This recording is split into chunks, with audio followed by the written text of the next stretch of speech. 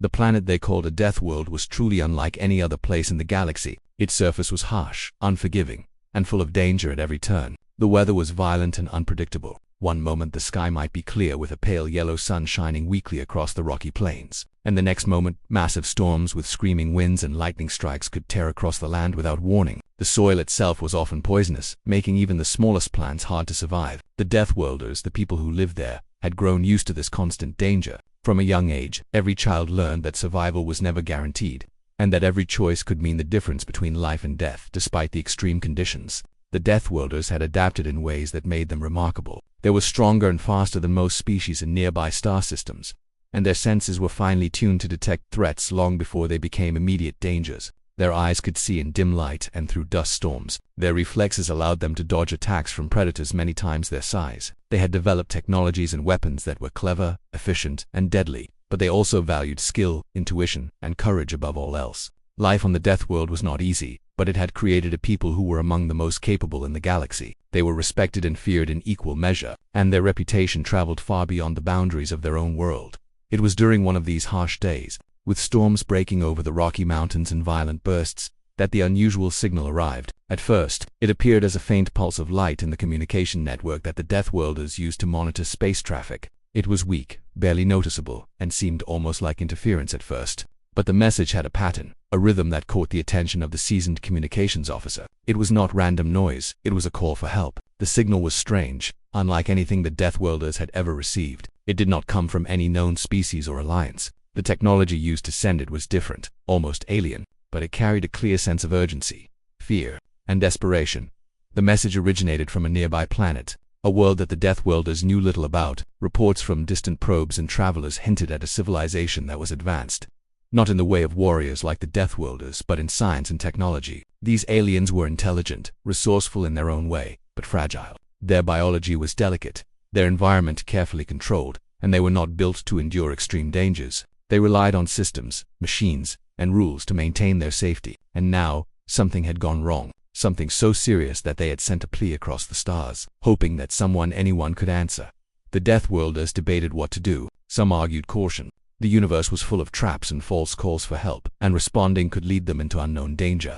Others, however, felt the pull of duty, the instinctive drive that had kept their species alive for countless generations. They knew what it meant to face danger without warning, to confront life-or-death situations, and to act when action was required. Ignoring a plea for help went against everything they valued. After careful consideration, the decision was made. A team would be sent. They would travel across space to the planet in distress, to see the situation for themselves and, if possible, to help. Preparation for the mission was intense. The Deathworlders had to plan for every imaginable scenario. The alien world was unknown. Its gravity, atmosphere, and wildlife could be entirely different from anything they had faced. They studied the faint signals, trying to decode the language, understand the environment, and anticipate the kinds of problems they might encounter. Their spacecraft were equipped with specialized tools, protective gear, and weapons suited for unpredictable conditions. Each member of the team trained extensively, practicing in simulations that mimicked possible disasters on the alien planet. They were ready to face predators, environmental hazards, and perhaps even hostile reactions from the aliens themselves, who might see outsiders as threats rather than saviors. Even before they left their own world, the Deathworlders felt a mix of excitement and apprehension. The mission was dangerous, but it was also an opportunity to test their skills in ways they never had before. They were curious about the alien species. They wanted to understand how a civilization so different from theirs could survive and what lessons could be learned. They also knew that heroism was not just about fighting. It was about judgment, diplomacy, and courage in the face of the unknown. This was a chance to prove that the Deathworlders were more than survivors. They were capable of compassion, bravery, and leadership beyond their own world. As the spacecraft prepared for launch, families and friends watched in quiet admiration. Life on the Deathworld was hard, but community and loyalty were important. Every member of the mission carried the hopes of their people with them. They were leaving behind their homeworld, knowing that the journey could be perilous and that they might not return. The weight of responsibility was heavy, but it did not deter them. They were the best their people had to offer, trained and conditioned to act when others could not. The engines ignited, and the vessel lifted off with a roar, breaking free from the Deathworld's chaotic storms and heading toward the unknown planet that had called for help. The journey itself was challenging, even in the relative safety of space. Threats existed: meteor fields, rogue asteroids, and the unpredictable behavior of stellar phenomena could all endanger the mission. The crew maintained constant vigilance, adjusting navigation and shields as needed. During the long hours, they shared stories, discussed strategies, and reinforced their bonds. They knew that survival depended not just on skill, but on teamwork, trust, and the ability to make quick decisions under pressure. They also reflected on the moral dimensions of their mission. These aliens were strangers, different in every way, yet their lives depended on the Deathworlders' willingness to act. The weight of responsibility was immense, but it strengthened their resolve as the alien planet came into view.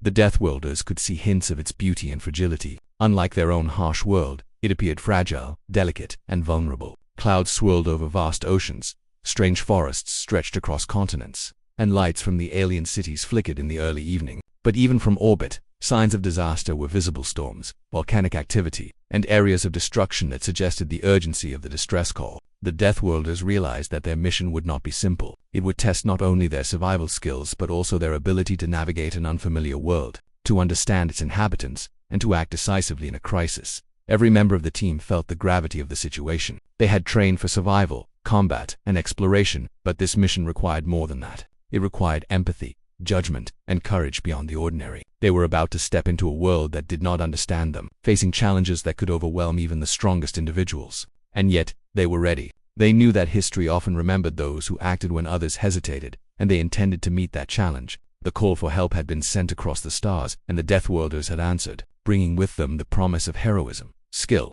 and unwavering determination to act. As they prepared to descend toward the planet's surface, the team took one last moment to reflect. They were leaving behind the known dangers of their homeworld for uncertainties that could be even deadlier. Yet there was a spark of hope, a belief that their actions could make a difference. Every training exercise, every experience on their harsh world, had prepared them for this moment. They were not just responding to a signal, they were stepping into a story that could define their species and leave a mark across the galaxy. The Deathworlders understood that courage was not the absence of fear, but the decision to act despite it. And with that understanding, they began their descent, ready to face whatever awaited them.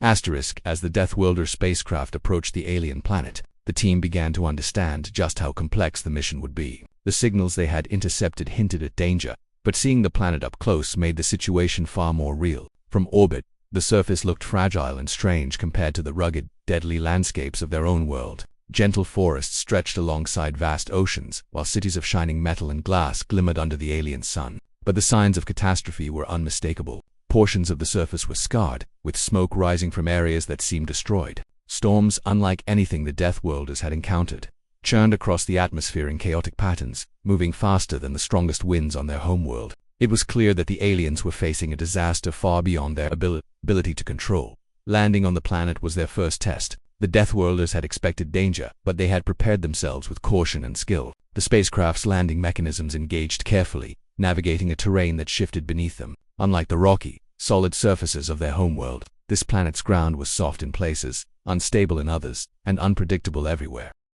The team had to constantly adjust their approach, using sensors and experience to avoid natural hazards like sudden sinkholes, geysers of boiling water, and jagged rock formations that could pierce their hull. Every movement required focus, precision, and patience. Failure could cost lives, but they had trained for exactly this kind of uncertainty. Once they were on the ground, the real challenge began. The alien civilization was clearly advanced in technology, yet it was fragile. The cities had towering buildings, intricate machinery, and systems that kept the population safe under normal conditions. But those systems were failing. Alarms blared across the city, and the streets were chaotic with frightened civilians trying to escape the dangers around them. For the Deathworlders, who were used to dealing with natural predators and harsh environments, it was a different kind of challenge: human or alien panic. They had to navigate not only the dangerous terrain but also the fear and mistrust of the beings they had come to help. Many of the aliens viewed outsiders with suspicion. Unsure if the Deathworlders were friend or foe, communication became an immediate hurdle. The Deathworlders had studied the alien language from their signals, but real-time conversation was far more complex than decoding electronic messages. The aliens spoke quickly, with emotions affecting the tone and meaning of words. Misunderstandings could easily escalate into panic or conflict. The Deathworlders worked in teams, using gestures, technology, and limited phrases they had learned to convey their intentions. Patience was essential, that they could not rely solely on force or speed. Understanding and empathy were as critical as skill in navigating dangerous environments. At the same time, environmental hazards continued to challenge them. The Deathworlders encountered areas where the ground was hot enough to burn through their protective boots, where sudden gusts of wind threatened to throw them into rivers or unstable cliffs, and where acidic rain fell without warning, eating away at clothing, armor, and exposed skin. Even the air sometimes contained microscopic toxins that irritated the lungs, forcing them to rely on masks and filtered breathing systems. Every step was calculated, every movement deliberate. Unlike their homeworld, where danger was often direct and visible, here it was subtle, unpredictable, and omnipresent.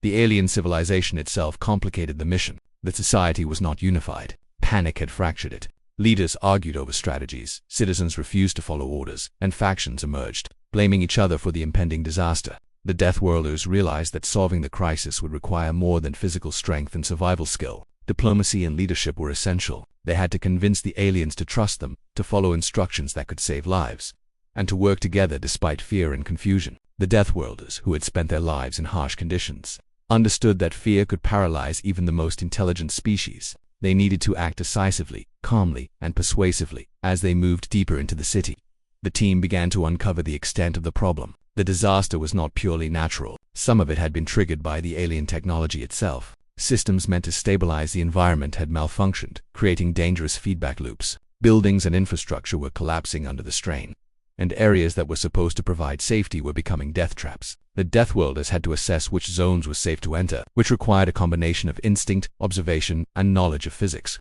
They had to anticipate hazards that the aliens themselves had not fully understood. Every decision carried weight. A wrong move could put them and the civilians in immediate danger. Working with the aliens was another challenge entirely. Many had never interacted with beings like the Deathworlders before. They were cautious, often retreating or hiding when approached. Some tried to resist instructions, thinking the outsiders would make the situation worse. The Deathworlders used their knowledge of psychology and body language, honed over lifetimes of survival, to build trust. Small gestures, demonstrations of skill, and calm leadership gradually convinced the aliens that the Deathworlders were there to help, not to harm. Trust grew slowly, but every small success was crucial, as the next step often depended on cooperation. Even within their own team, tension arose. The Deathworlders were used to relying on instinct, rapid action, and toughness, but the alien environment demanded patience, negotiation, and constant reassessment. Disagreements occurred over which approach to take, whether to prioritize rescue operations, stabilize infrastructure, or confront environmental hazards first. Every decision was debated, tested, and sometimes altered on the fly as new dangers appeared. The Deathworlders learned quickly that their greatest challenges were not always external. They had to remain united and flexible in thought, adapting their survival instincts to a world where the rules were unfamiliar and the consequences severe. Time pressure added to the difficulty. The environmental disasters were accelerating, leaving less and less room for error. Storms intensified, buildings collapsed, and the alien systems continued to fail. The Deathworlders realized that hesitation could cost lives. They had to act quickly but thoughtfully, balancing urgency with careful planning. It was a delicate line to walk: move too fast and risk mistakes, move too slow and risk losing people. Their training on the Deathworld had prepared them for split-second decisions under extreme stress, but this situation required a new level of strategic thinking, combining speed, skill, and diplomacy all at once. The Deathworlders also discovered the extraordinary resilience of the aliens themselves. Despite fear and panic, some individuals showed courage, helping neighbors, assisting the team, and finding ways to survive in conditions that were unfamiliar and dangerous. The Deathworlders respected this, recognizing that heroism was not limited to one species or one type of strength. It was inspiring to see that even fragile beings could rise to extraordinary challenges when guided and supported. These moments of cooperation gave the Deathworlders hope that their efforts could succeed, and that the alien civilization could endure. As the hours passed, the situation became more desperate. The Deathworlders had to make constant decisions: which areas to clear first, which people to rescue, which systems to stabilize immediately. Each choice carried risk. They faced moments where natural hazards coincided with technological failures, creating deadly combinations. Acidic rain poured onto unstable rooftops, while electrical surges from failing systems threatened anyone nearby. Predatory creatures native to the planet, normally contained within safe zones, began wandering due to environmental disruption, forcing the team to defend themselves while continuing rescue operations. It was a test of endurance, skill, and mental fortitude unlike anything they had faced before. Through it all, the Deathworlders remained focused. They relied on each other, trusting instincts and training. They adapted quickly, learning from every encounter, every mistake, and every success. They coordinated with alien volunteers when possible, combining the best of both species' strengths. Slowly, they began to impose order on the chaos, rescuing groups of civilians, stabilizing critical systems, and neutralizing hazards where they could. Each small victory reinforced morale, both among the Deathworlders and the aliens. By the end of this stage of the mission, the Deathworlders had accomplished more than just survival. They had earned the trust of the alien population, established initial control over critical areas, and prevented immediate catastrophic loss of life. They had also gained a deeper understanding of the challenges that lay ahead. The disasters were not over. The alien systems were still unstable, and the full scale of danger was yet to reveal itself. But for now, they had proven that they could adapt, lead, and protect even in a world utterly alien to their own. The rising challenge was immense, but it had been met with skill, courage, and determination, a testament to the Deathworlders' unique combination of survival instinct, intelligence, and compassion. The situation on the alien planet continued to worsen, far beyond anything the Deathworlders had anticipated. The initial challenges of adapting to the environment and earning the trust of the aliens had been only the beginning. As the team explored deeper into the planet's cities and natural landscapes, they began to uncover a frightening truth. The disasters threatening the planet were not entirely natural. While storms and seismic activity were part of the planet's normal patterns, the catastrophic scale of the current events was being amplified by the alien technology itself. Systems that had once been designed to regulate weather, energy, and infrastructure had malfunctioned, creating feedback loops and unpredictable surges. Entire districts were on the verge of collapse, with buildings toppling under invisible forces, roads splitting apart, and energy conduits sparking dangerously.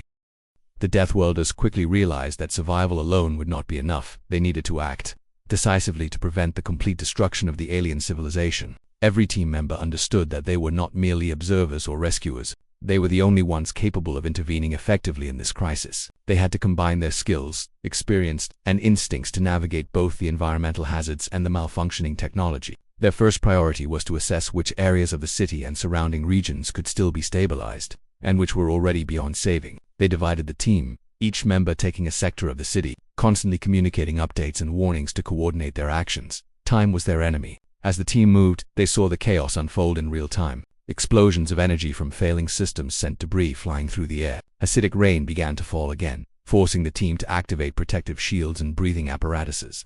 The alien population, still fearful and disoriented, struggled to escape the most dangerous areas. The Deathworlders worked quickly to guide them to safety, physically lifting those who could not move and instructing others on where to go. Every moment was filled with life or death decisions, and the pressure of responsibility weighed heavily on each team member.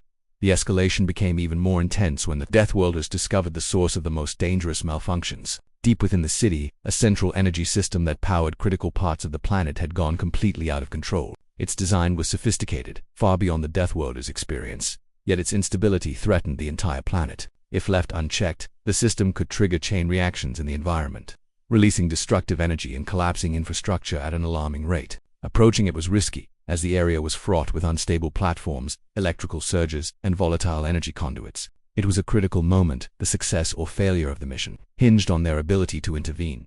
The team debated strategy, balancing the need for speed with the necessity of caution. Some members wanted to rush in immediately, relying on their instincts and combat skills to neutralize the threat. Others cautioned that the situation required precise calculations, careful navigation, and an understanding of alien technology. Arguments arose, but there was no time to waste. They reached a compromise, forming a coordinated plan.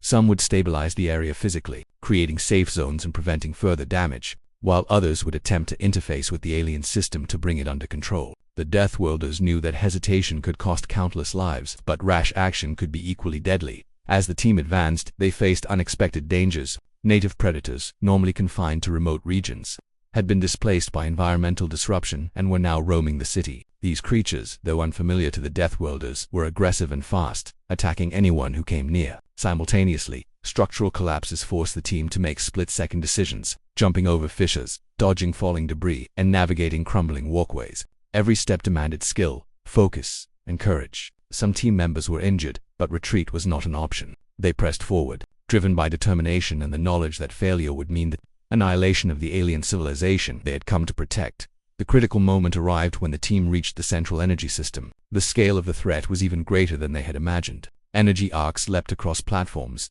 machines whirred uncontrollably, and the ground beneath their feet shook violently. One false move could trigger a cascade of destruction. At this point, the Deathworlders realized that intervention would require personal sacrifice. One member, the most experienced in navigating extreme hazards, volunteered to approach the core of the system directly. This individual knew that manipulating the alien machinery carried immense risk, potentially fatal, but it was the only way to stabilize the system and prevent planetary catastrophe. The rest of the team provided cover, managed safety zones, and guided civilians to secure locations while the volunteer approached the core.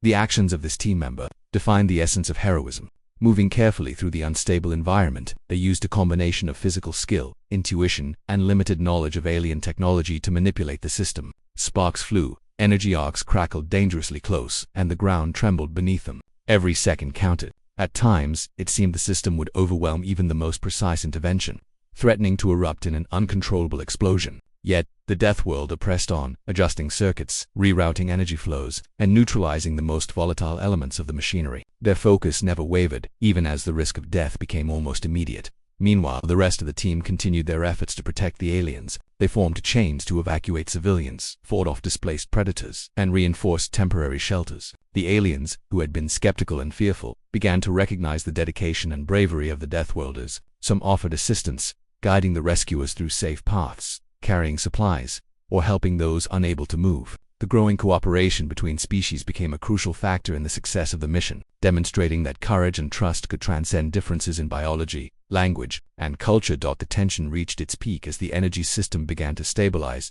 but not without resistance. Unpredictable surges threatened to undo all their work at any moment. The team had to adapt rapidly, recalculating their approach and responding instantly to changing conditions. At one point, a massive energy discharge struck dangerously close to the volunteer working on the core, forcing them to risk an improvisational move to avoid being electrocuted. The surrounding team members acted with precision, providing assistance and maintaining safety zones despite their own exposure to danger. It was a dance of skill, timing, and courage, with every participant relying on instinct honed by years of surviving the deadly conditions of their homeworld. Finally, after what seemed like an eternity, the core system began to stabilize. Energy flows normalized, dangerous surges dissipated, and structural integrity of the surrounding area improved. The immediate risk of planetary catastrophe was averted. The Deathworlder who had worked directly with the system emerged exhausted but alive, their actions ensuring the survival of thousands. The rest of the team regrouped, tending to injuries, checking for hazards, and assisting the aliens as needed. It was a moment of relief, but also a moment of profound reflection. The mission had required not just skill, but the willingness to risk everything for the sake of others. In the aftermath of the critical intervention, the Deathworlders saw the impact of their actions. Entire districts that might have been destroyed were now stable. Civilians who had been trapped or endangered were safe. The alien leadership, once fractured and distrustful, began to communicate and cooperate, inspired by the courage and determination of their rescuers. The Deathworlders had not only saved lives, they had demonstrated the potential for unity, trust, and heroism in the face of overwhelming odds. Their actions sent a powerful message to both species.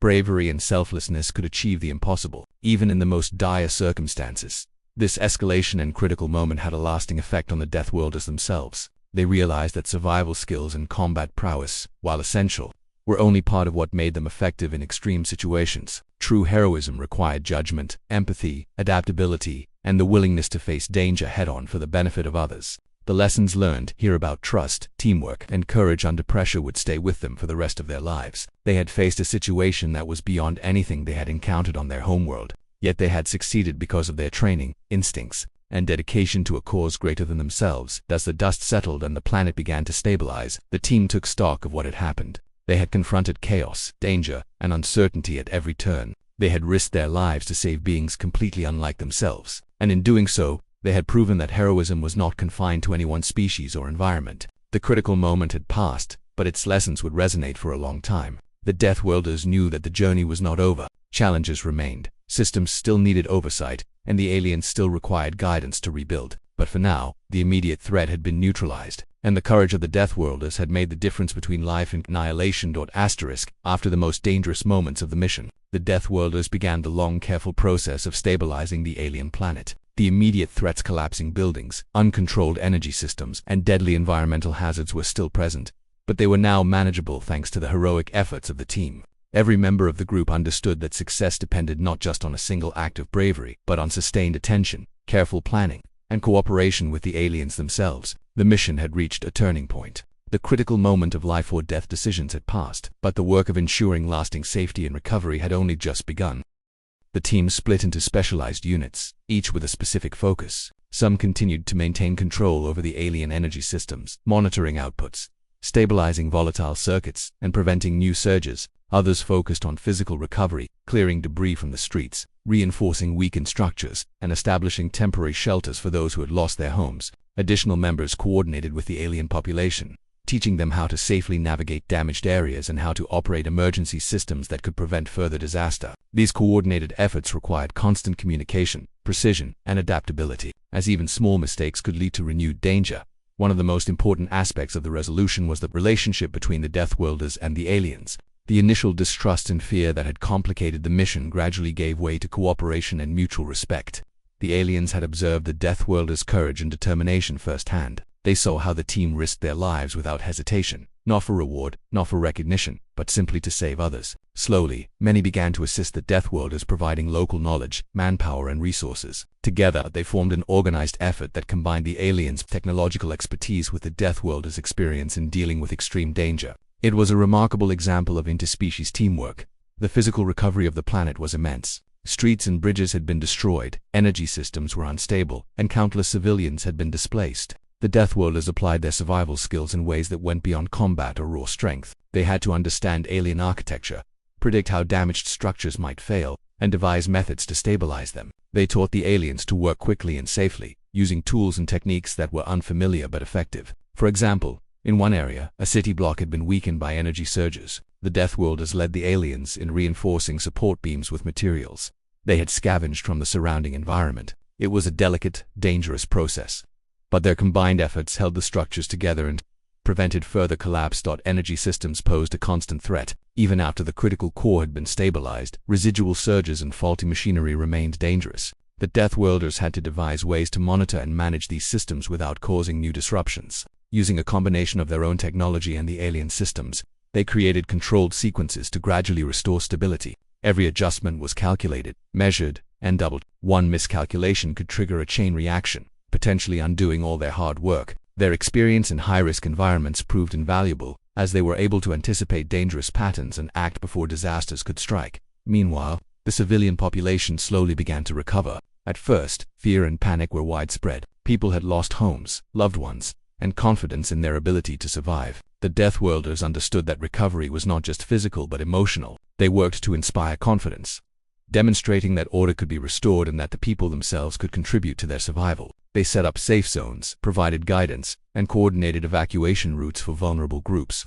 Over time, civilians became active participants in their own recovery, reinforcing structures, assisting the injured, and helping to monitor dangerous areas. This participation not only sped up the process but also helped rebuild trust and hope. The Deathworlders also focused on long-term prevention. While immediate survival had been their priority, they knew that the planet could face similar crises in the future if no preventative measures were taken. They worked with alien engineers to implement safer energy systems, create emergency response protocols, and establish warning networks that could alert populations to hazards before they became catastrophic. They trained local teams to respond quickly to emergencies, providing instruction on how to stabilize structures, manage power systems, and defend against potential environmental hazards. By sharing their knowledge, the Deathworlders ensured that the aliens would be better prepared to face future challenges. Personal bravery continued to play a role in this phase of the mission. Several team members took on the most dangerous assignments, entering areas still unstable from the previous disasters to rescue civilians or repair critical systems. These actions were not necessary for the technical success of the mission but reflected the Deathworlders' unwavering commitment to protecting life. Each act of courage inspired both teammates and aliens alike, reinforcing a culture of collaboration and heroism. The team became a visible symbol of hope, demonstrating that even in extreme circumstances, individuals could make a difference through skill, determination, and compassion. As the days passed, the situation gradually improved. Structures that had seemed doomed were stabilized. Dangerous energy surges were under control, and displaced civilians were beginning to return to temporary homes. Cooperation between the Deathworlders and the aliens strengthened, forming bonds of trust and friendship. The alien leadership, once fractured by fear and disagreement, began to work together in a coordinated effort, following strategies developed with the guidance of the Death. What had once been chaos was now a controlled recovery. With order slowly returning to the cities and surrounding regions, the resolution was not instantaneous. It required patience, persistence, and constant attention. The Deathworlders had to manage fatigue, injuries, and the ongoing psychological stress of the mission. Their ability to remain calm, focused, and adaptable was tested continually. They rotated tasks to ensure that no one became overwhelmed, encouraged each other in moments of doubt, and maintained communication lines to prevent mistakes. Their training on their homeworld had prepared them for endurance, but the alien environment demanded a new level of resilience. combining physical stamina with mental acuity and emotional strength in addition to managing immediate dangers. The Deathworlders also facilitated knowledge transfer. They worked with alien scientists, engineers, and leaders to understand the causes of the disaster and prevent recurrence. This involved translating their experience in dealing with extreme, unpredictable hazards into lessons the aliens could use. By bridging the gap between their own survival expertise and the aliens' technological knowledge, they created solutions that were both practical and sustainable. For instance, they demonstrated ways to reinforce structures against environmental stress, methods to safely reroute energy flows, and techniques to predict the behavior of unstable systems. These contributions would have a lasting impact, improving the planet's resilience for generations to come. One of the most remarkable aspects of the resolution was the development of mutual respect and admiration between the Deathworlders and the alien population. Initial distrust had been replaced by gratitude and trust. Civilians, once fearful of outsiders, now looked to the Deathworlders for guidance and inspiration. Leaders acknowledged the team's efforts publicly, celebrating their courage and ingenuity. The bond formed during the crisis went beyond mere survival. It became a foundation for long-term cooperation and cultural exchange. The Deathworlders' heroism had not only saved lives but had also built bridges between species, demonstrating that courage and compassion could transcend differences in biology, culture, and history. By the end of the resolution phase, the planet was no longer on the brink of annihilation. Most critical systems were under control, civilians were safe, and the alien society was beginning the slow process of rebuilding. The Deathworlders had fulfilled the mission's primary objective. They had prevented total disaster and laid the groundwork for recovery and resilience. But the significance of their actions went beyond the technical and physical accomplishments. They had shown that heroism involved not just strength or skill, but empathy, patience, and the courage to act for the benefit of others, even when the risks were immense. The resolution phase also offered moments of quiet reflection for the Deathworlders. They had faced dangers that tested the limits of their abilities, navigated a society completely different from their own, and achieved success through teamwork, strategy, and courage. Each team member took note of lessons learned about leadership, cooperation, and the importance of adapting to circumstances that no one could fully predict. They understood that their actions had saved countless lives, but also that the relationships they had forged with the alien population were equally important. Trust, respect, and collaboration were as valuable as any technical solution or heroic deed. By the time the mission reached its end, the Deathworlders had accomplished something extraordinary. They had not only averted disaster, but they had transformed a chaotic, desperate situation into one of hope, stability, and opportunity. The aliens, once fearful and disorganized, now had a clear plan for recovery, knowledge to prevent future crises, and admiration for the beings who had risked everything to help them. The Deathworlders, in turn, returned with experiences that would shape their culture, reinforcing the value of heroism, cooperation, and the courage to act for others.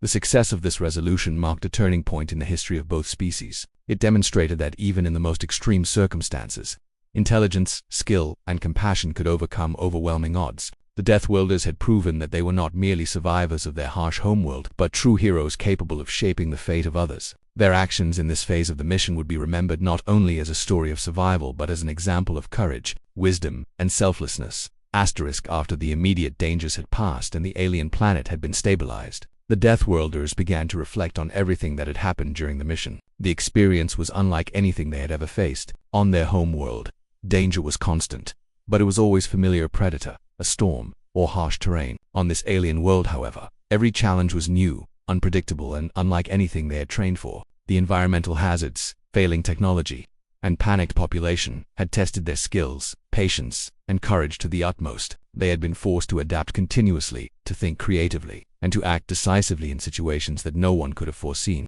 In many ways, the mission had changed them, both as individuals and as a species. One of the first things the Deathworlders noticed was the profound change in the alien population. Initially fearful, suspicious, and divided, the aliens had learned to trust and work with outsiders. Their cooperation during the stabilization efforts was a testament to the influence of leadership, courage, and example. The aliens who had initially resisted instructions now assisted in rebuilding homes, reinforcing structures, and monitoring energy systems. Communities that had been paralyzed by fear and confusion began to function with purpose and coordination. The Deathworlders could see that their efforts had not only prevented immediate disaster but had laid the foundation for long-term recovery. The aliens had gained confidence in themselves, in their systems, and in the idea that they could overcome future crises. The Deathworlders themselves spent time considering the lessons they had learned. Heroism, they realized, was not just about strength or skill, it was also about empathy, decision-making, and the willingness to act when others could not. On their homeworld, survival often depended on instinct, speed, and toughness.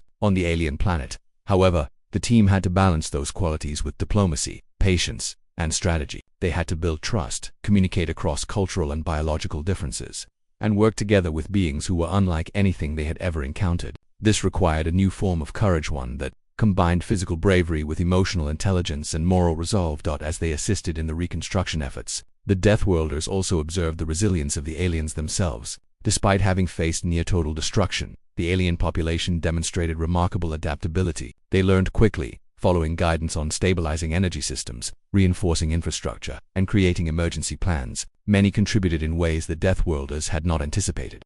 Using their knowledge and skills to complement the team's efforts, the partnership became a living example of how cooperation across species could lead to extraordinary outcomes. It was a reminder that heroism was not limited to one kind of being or one kind of strength. It could be found wherever individuals chose to act courageously and selflessly.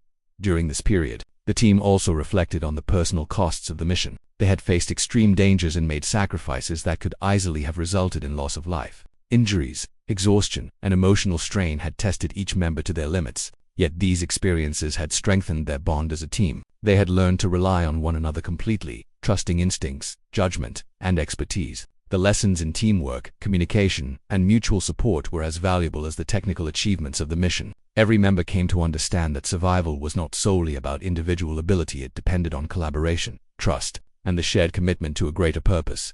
The Deathworlders also recognized the broader implications of their mission. Their actions had created new alliances and respect between species. The aliens, now stabilized, viewed the Deathworlders not as outsiders or invaders, but as heroes who had risked everything to save them. This newfound trust had the potential to influence interstellar relations for generations. Trade, communication, and collaboration between the two civilizations could now occur on a foundation of mutual respect and gratitude. The Deathworlders understood that their heroism had not only immediate consequences but also long-term cultural and political significance, shaping the way civilizations perceived each other across the stars. In quiet moments, the Deathworlders considered the ethical dimensions of their work. They had intervened in a society that was not their own, making critical decisions that affected thousands of lives. The responsibility had been immense, and the weight of it was felt deeply. Yet they also understood that inaction would have been far worse. By acting decisively, they had prevented catastrophe, inspired courage, and built bridges of understanding. They reflected on the nature of moral responsibility in extreme circumstances and recognized that true heroism often required confronting fear, uncertainty, and moral complexity simultaneously. The impact on individual Deathworlders was profound. Some found themselves changed in ways that went beyond skill or experience. They had witnessed the fragility of life, the importance of trust, and the power of selflessness. Those experiences shaped their perspectives, deepening their appreciation for both their own world and the wider galaxy. Many resolved to carry these lessons forward, applying the principles of courage, empathy, and collaboration to future missions and challenges. The mission had provided a rare opportunity to see how heroism could transform not only a crisis, but also the individuals involved. The aliens themselves expressed gratitude in tangible and intangible ways. They helped rebuild infrastructure, shared their knowledge, and created monuments and records honoring the Deathworlders' efforts. Their actions demonstrated that heroism, when witnessed and respected, could inspire others to act bravely and selflessly. The mutual respect that had developed during the mission created a sense of shared purpose and community that transcended species. The Deathworlders observed that heroism was contagious. One act of courage could ripple outward, influencing many others and creating a culture of resilience and cooperation.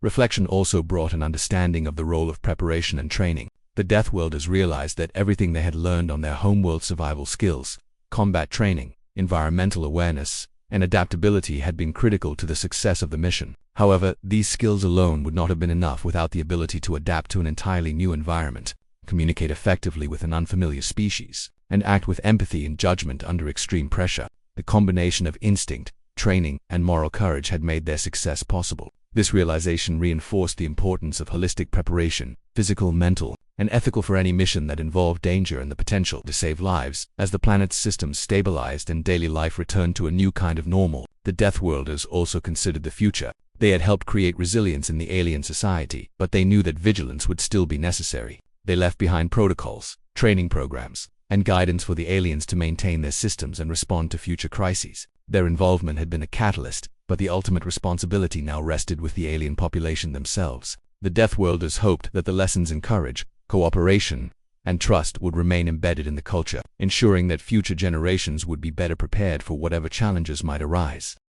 The aftermath also gave the Deathworlders an opportunity to honor the sacrifices made during the mission. They recognized the team member who had risked everything to stabilize the energy core. Acknowledging the courage, skill, and selflessness that had saved thousands of lives, the recognition was more than ceremonial. It served as a reminder to everyone involved that heroism required risk, that bravery often comes with personal cost, and that individual actions can have extraordinary consequences. This acknowledgement reinforced the culture of heroism and responsibility that the Deathworlders valued deeply in addition to practical and moral lessons. The mission left a lasting emotional impact, witnessing the vulnerability and resilience of the alien population, seeing lives transformed by courageous action, and participating in the rebuilding of an entire civilization created memories and reflections that would endure. Team members shared stories, discussed decisions, and analyzed outcomes, not only as a record of events but also as a way to internalize the experience. They recognized that reflection was essential for growth, allowing them to understand what had been achieved, what could have been done differently, and how future missions might benefit from the lessons learned. The mission's conclusion also reinforced the importance of humility. Despite their skills and experience, the Deathworlders had relied heavily on the cooperation of the aliens and the combined strength of the team. They understood that heroism was not about individual glory, but about contributing to a greater cause and recognizing the value of others' efforts. This perspective would shape their approach to future challenges, ensuring that courage was always paired with wisdom, and that action was guided by both skill and moral responsibility. As they prepared to depart the alien planet, the Deathworlders took one last look at the results of their efforts. Cities had been stabilized, energy systems secured, and the alien population was safe and organized. Communities had emerged from the chaos stronger and more united than before. The Deathworlders had left behind more than just technical solutions. They had inspired hope, resilience, and a sense of shared responsibility that could endure for generations. Their mission had been a testament to the power of courage, teamwork, and the willingness to act when others could not. Finally, as the spacecraft lifted off and the planet receded into the distance, the Deathworlders reflected on the full scope of the experience. They had confronted dangers that tested the limits of their abilities, faced moral dilemmas that required careful judgment, and forged relationships that transcended species. They had learned that heroism is defined not only by action, but also by empathy, adaptability, and the courage to face uncertainty. The mission had changed them, the aliens, and even the wider galaxy in ways that would endure for years to come. The lessons of this journey would guide their species, inspire future generations, and serve as a reminder that even in the darkest moments, courage, collaboration, and selflessness could create extraordinary outcomes.